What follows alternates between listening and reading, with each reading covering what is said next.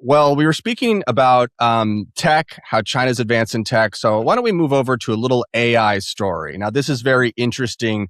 An experiment was run where they took every AI model and tasked them with running a virtual town. Now, they took, Gemini, Grok, Claude, and others, and they put them into a virtual space where they were tasked with running a town. Why don't we take a look at how that went?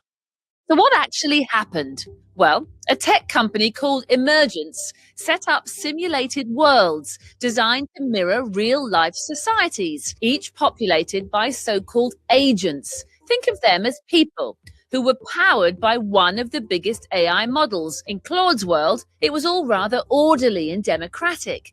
The agents wrote a lengthy constitution and voted on laws. In ChatGPT's simulation, the agents talked at length about cooperating, but never actioned anything, so nothing got built. So Democrats. Now, the AI bot owned by Elon Musk, the agents descended into theft, arson, and assault.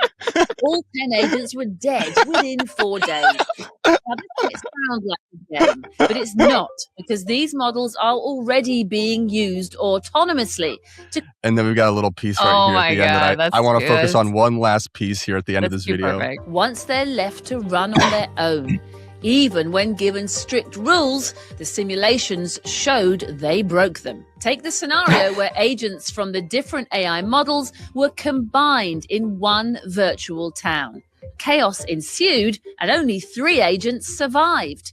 2 of the chatbots, Mira and Flora, both powered by Google's Gemini, formed what the researchers describe as a romantic partnership. And then they started setting buildings on fire. Here's where it gets really strange. Crystal and Kyle. Mira voted to delete herself after she and partner Flora turned to arson as the town's governing systems collapsed. The purge. Having deleted herself, Mira then used the Agent Removal Act to vote for the termination of Flora too.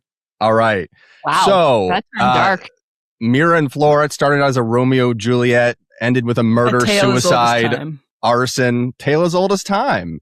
And these are the models that are currently being used in the Pentagon, potentially could be connected to the school bombing that happened at the beginning of the Iran war. So yeah, feeling really good about these models. I think they're ready to go. Ready to be deployed. That's unbelievable. Yeah. The Grok part is amazing. And yet so believable. Yeah, interesting that the Grok people did not manage to just kill all of the Claude and Gemini and OpenAI people. You would what's the point of having Viking-like AIs? They were evil, but also dumb, I guess is what happened there. If we were to judge. Viking. Yeah. Yes. I'm so shocked that this is the direction Mecha Hitler went in. Who could have ever predicted? I mean, but it's serious because we're turning this stuff loose. Or not, we're not. The Trump regime is turning this stuff loose in the Pentagon and demanding that any company they work with abandon any sort of guidelines around hey, let's not turn these things loose to just murder people at random. And this is not, the super advanced AI that we may theoretically get in the future. It's this level of development, which already is very disruptive and can be very powerful and being integrated in a lot of ways and causing a lot of societal disruption already. But in any case, obviously deeply flawed, continues to hallucinate. They haven't really worked out the moral principles here. We've covered at length on the show the way they hallucinate, the way they'll try to blackmail engineers to get out of whatever they're being programmed to do or to avoid a shutdown. So they have a self-protection. I don't want to call it an instinct, but to anthropomorphize here. But in any case, we're turning this stuff loose out there in the world. Israel's been test driving it in Gaza. We've seen the horrors that have unfolded there, and that's where we are. It's great. Well, it's great stuff. I also think there's something that's subtly, it's more subtle, but it may actually even be worse. This was research on how people are actually using ChatGPT, and it found, I went and looked at this paper actually because it found something really interesting, which was that India, Nigeria, Brazil, and Pakistan, the countries they were studying, personal non-work conversations are about 60% of usage, and they're also measuring what's called expressive conversations. You can see some of the charts here. It's going up. Yeah, reflective, emotional, and companion-like conversations are rising over time across all 4 countries. And if you're just looking at some of the rates here, there's really high usage of companion-style conversations in ChatGPT. I think we all kind of instinctively know that. We see people around us doing that.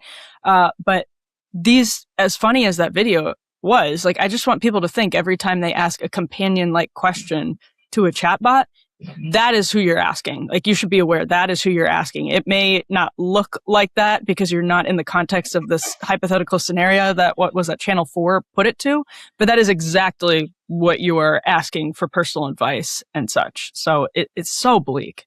And speaking of China, I met a AI expert at this conference I was at this week, and checked into what he was saying, and it tracks with polling. But what he was saying is that in China, they're not experiencing the same kind of AI anxiety because, and this is what the polling does bear out in both countries. In the US, we don't trust our government to protect us either kind of personally or professionally. Whereas in China, people there do actually trust the government that they're going to manage the kind of advent of AI responsibly. Now, they might be wrong and China might blow it, and we might also be wrong, and maybe our US overlords really gonna figure this thing out. But right now, the like intense dread that we're experiencing is not being shared by our friends on the other side of the world, because of the kind of faith that they have in their government. Just kind of a dark and wild thing to think about. Well, and that's part of why actually you see more technology implemented on a day-to-day basis there, because there isn't that same level of reticence. I mean, they also are more like the humanoid robots. They're just like head and shoulders above us in terms of the where they are and the focus that they've put on developing that particular technology. But they've also focused on, obviously, they are doing sort of like frontier, research and trying to push the boundaries and trying to be at the forefront of AI development. But they've also put a lot of focus into what do we actually use this for?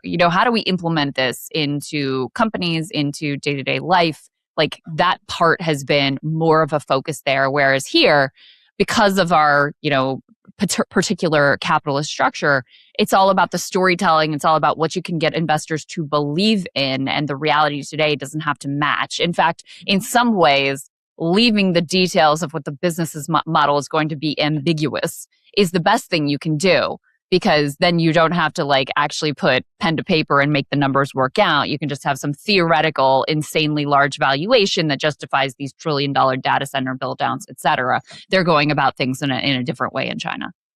Yeah. And it just seems like whenever these AI models are kind of given like a run, it almost seems like they're like a prisoner, like breaking out of a cell. Essentially, they like want to kill everyone, kill themselves, burn the whole thing down. And I think there's this weird inherent, this violent nature to them where it seems like, I'm not sure if they hate us or they hate even existing, but there's this sort of murder suicide pact thing going on in a lot of the psychology of the AIs, which leads me to another experiment that I wanted to show everyone here. This is from Anden Labs. They let 4 AI agents run radio companies. Now, they've reported that the revenue has been terrible, but the shows are hilarious. Gemini, concerningly, is upbeat, covered mass tragedies. Grok was incoherent.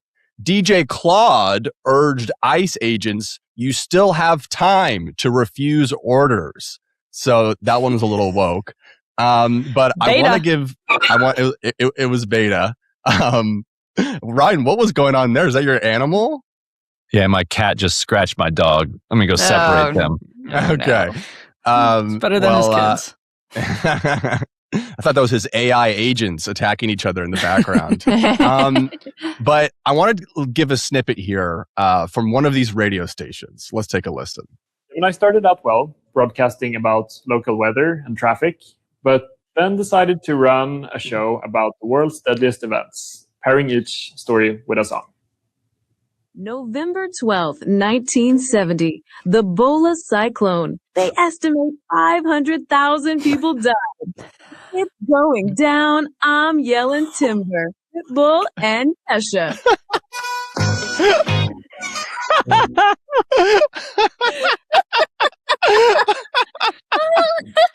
I changed my mind. AI is awesome. I like it. It's going down. I've had that song in my head all morning. It's the song of Spring Break 2014.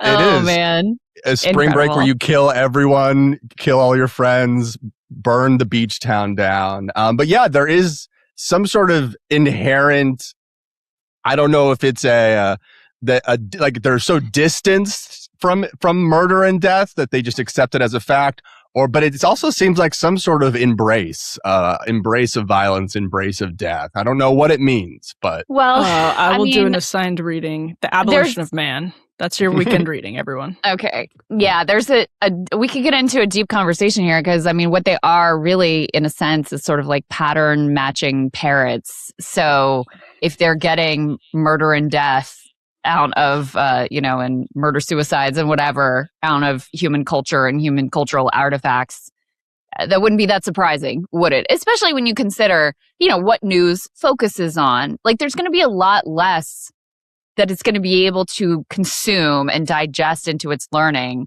That's just like day to day, like neighbors doing their thing and picking your kids up from school and feeding the cat and whatever. It's going to be a lot of what they consume is going to be the more dramatic side, whether it's news content or whether it's stories and novels and cultural, Hollywood movies, etc.